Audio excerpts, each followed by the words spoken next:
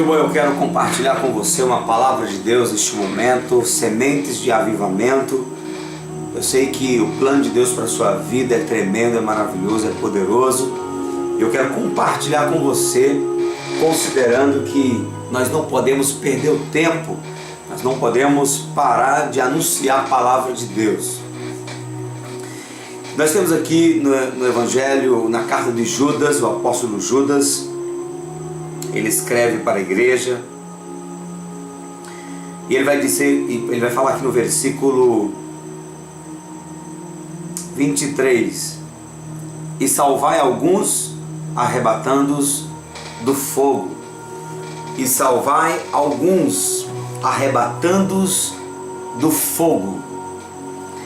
Judas, quando fala essa palavra, quando ele libera essa palavra para o povo de Deus, ele estava preocupado com algumas pessoas que estavam com dúvidas, algumas pessoas que não estavam conseguindo viver uma vida no Evangelho, uma vida que de fato viesse a condizer com aquilo que é proposto pelo Senhor Jesus, proposto pelos próprios apóstolos.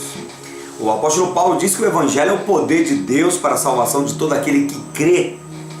Então, se o Evangelho é o poder de Deus, nós não podemos viver o Evangelho de maneira normal, de maneira apática, de maneira natural. O Evangelho é sobrenatural, ele transforma aqui dentro e leva você para uma experiência de avivamento.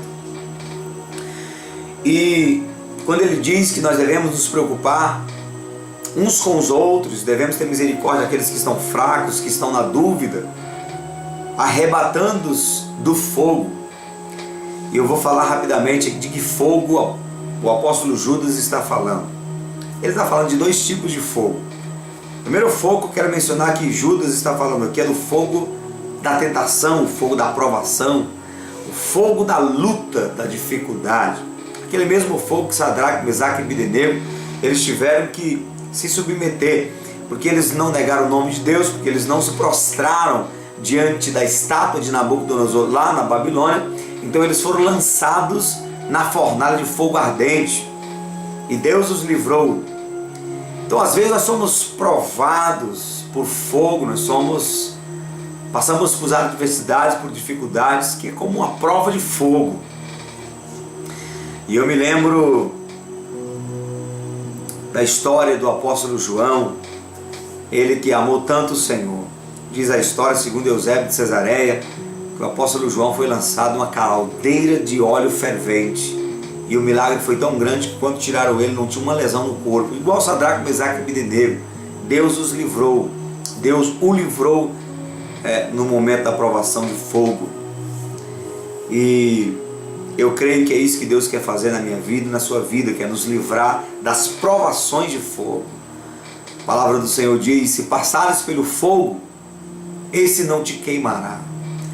Eu quero declarar sobre a sua vida que Deus é contigo. Se você for fiel ao Senhor, se você realmente amar o Senhor e amar a palavra de Deus e se voltar para Deus, Ele vai te livrar de toda provação de fogo, toda luta que você tem passado. O segundo fogo que o apóstolo João está falando é do fogo do inferno. Ele disse que nós devemos nos preocupar com algumas pessoas que estão passando por fraquezas, dúvidas, estão desviando do Evangelho, estão se voltando para o mundo, e aí nós devemos nos esforçar para arrebatá-los do fogo. E esse fogo é o fogo do juízo final, é o lago de fogo, na verdade, é o inferno.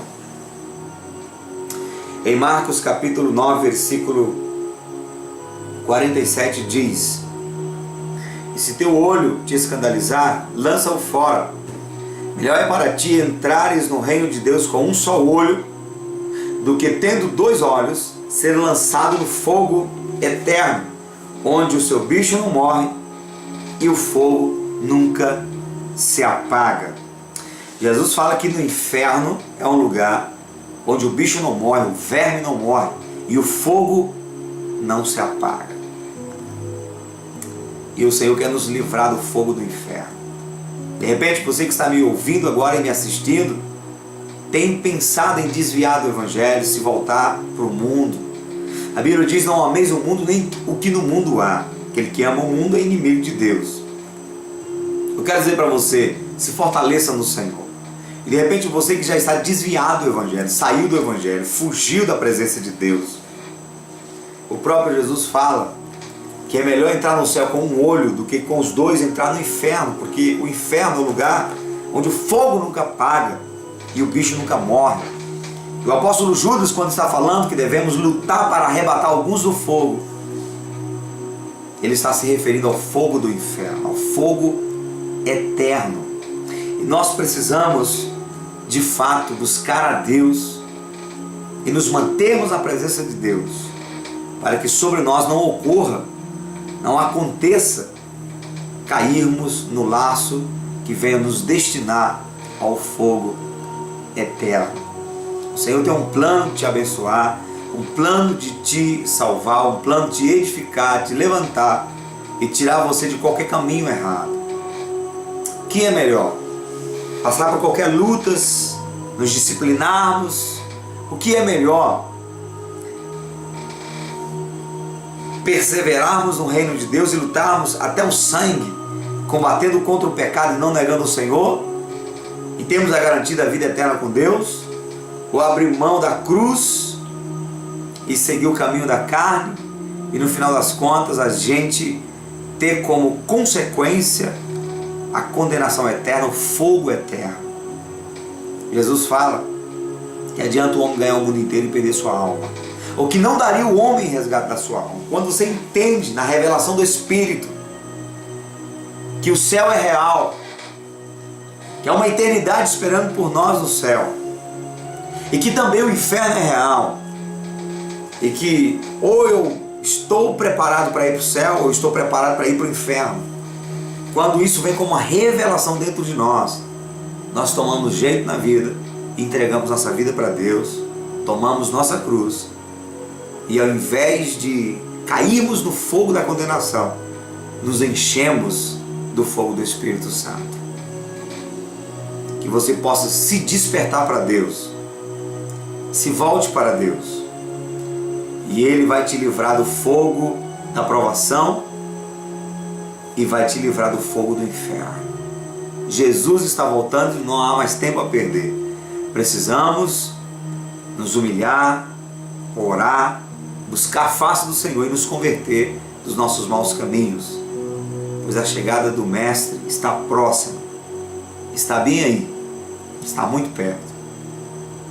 Entrega a tua vida ao Senhor, confia nele e Ele tudo fará. Faça da palavra de Deus tua regra de fé, faça da palavra de Deus a tua companhia diária, e o Senhor será contigo, em nome de Jesus.